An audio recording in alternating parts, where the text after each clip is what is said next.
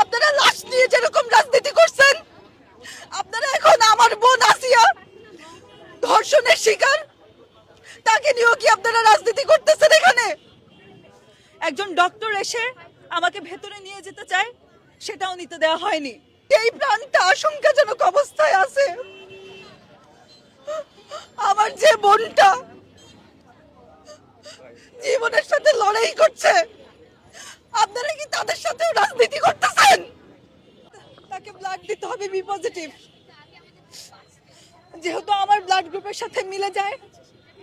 আপনারা জানেন আজকে আমাদের ছাত্র সংসদের, বাংলাদেশ গণতান্ত্রিক ছাত্র সংসদের একটি প্রোগ্রাম ছিল নারী দিবসকে কেন্দ্র করে। আমরা সেটা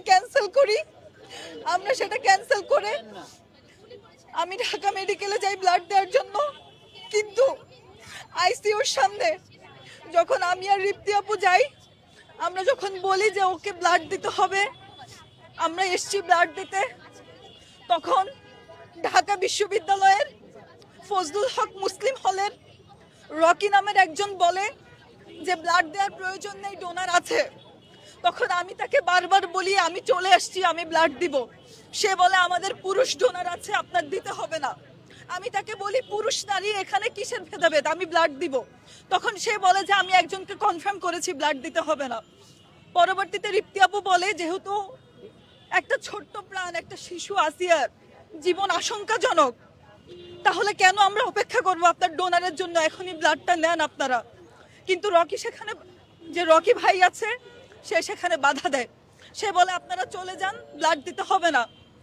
তারপরে রিপ্তি আপু আমাকে সরিয়ে তাকে রিকোয়েস্ট করে যে ওকে ব্লাডটা দিতে দেন, এটা একটা মানুষের জীবনের ব্যাপার।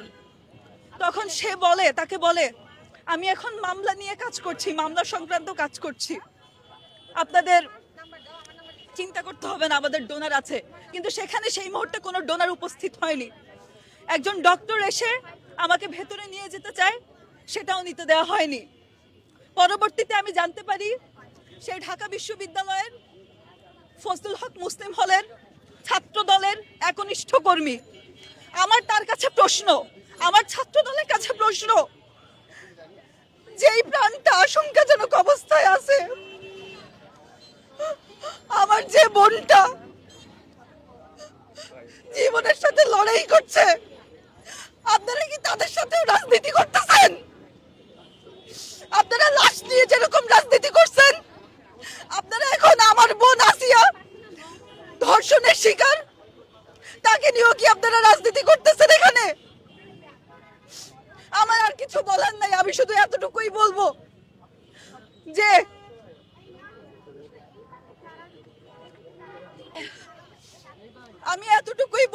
আজকে যদি আসিয়ার প্রাণের যতটুকু বেঁচে থাকার যতটুকু সম্ভাবনা ছিল, ব্লাড দিতে দেরি হওয়ার কারণে বা তাদের যে ডোনারকে তারা ফিক্স করে রেখেছে সে আসতে দেরি করার কারণে যদি অনাকাঙ্ক্ষিত কোনো ঘটনা ঘটে, আমি সেক্ষেত্রে তাদেরকেও দায়ী করব। আমার আর কিছু বলার নাই।